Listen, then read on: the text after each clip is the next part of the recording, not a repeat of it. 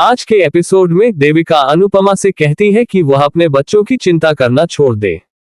वह कहती है कि पराग, परी और राजा का मामला संभालने के लिए मौजूद है। देविका अनुपमा से कहती है कि वह पाखी और परी को अपने मामले खुद सुलझाने दे और अपनी जिंदगी में आगे बढ़ जाए। अनुपमा जवाब देती है कि वह सब कुछ छोड़ सकती है, लेकिन मां बनना कभी नहीं छोड़ सकती। वह आगे कहती है कि जब सब नए साल का जश्न मना रहे हैं, तब उसके बच्चे रो रहे हैं। अनुपमा कहती है कि आज की घटना अंश, राही और माही को भी प्रभावित करेगी और एक बार फिर उसकी परवरिश पर सवाल उठेंगे। देविका मानती है कि उसे एक अच्छी मां बनना नहीं आता और कहती है कि जया की परवरिश के लिए उसे अनुपमा की जरूरत पड़ेगी।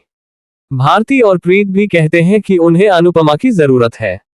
सरिता फिर अनुपमा से पूछती है कि क्या वह सचमुच आगे बढ़ना चाहती है या नहीं, जिससे अनुपमा दंग रह जाती है। राही अनुपमा को याद करती है और प्रेम को ढूंढती है। वह कहती है कि अनुपमा सब संभाल लेती। अनुपमा राही को फोन करने की कोशिश करती है, लेकिन देविका उसे रोक देती है और राही पर भरोसा करने के लिए कहती है। देविका अनुपमा को याद दिलाती है कि उसके बच्चे बड़े हो गए हैं और उन्हें अपनी जिम्मेदारी खुद उठानी चाहिए। अनुपमा तनाव में आ जाती है। किंजल परी को बताती है कि उसने वसुंधरा के साथ बुरा व्यवहार किया है। वह हंसमुख से पराग से बात करने के लिए कहती है, लेकिन परी यह कहते हुए मना कर देती है कि किसी को भी कोठारियों से बात नहीं करनी चाहिए। वह वहां से चली जाती है। किंजल हंसमुख से विनती करती है, लेकिन लीला उसे किसी को भी फोन करने से रोकती है।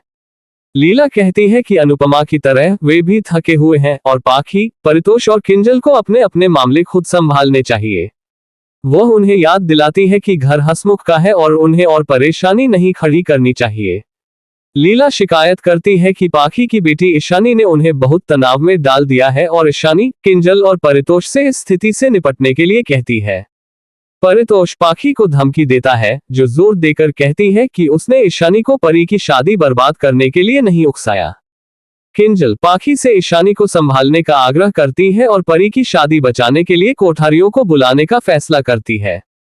वसुंधरा अनिल को किंजल का फोन उठाने से रोकती है। राही ख्याति से कहती है कि वह वसुंधरा को समझाए और उसे शाह हाउस जाकर परी से बात करने की इजाजत दे। ख्याति राही को शांत रहने के लिए कहती है, उसे डर है कि अगर वह गई तो पराग और वसुंधरा की क्या प्रतिक्रिया होगी। राही ख्याति से पूछती है कि क्या वे भैया दूज नहीं मनाएंगे। देविका अनुपमा से पूछती है कि वह क्या सोच रही है। अनुपमा भैया दूज के बारे में बात करती है और चाहती है कि अंश, परी, माही, ईशानी और राही साथ मिलकर त्योहार मनाएं। किंजल परितोष के साथ भैया दूज मनाने की बात करती है, लेकिन उसे इस बात से चिढ़ होती है कि उसे पाखी के साथ त्योहार मनाना पड़ रहा है, जबकि उसकी बेटी ही परी का घर तोड़ने की जिम्मेदार है।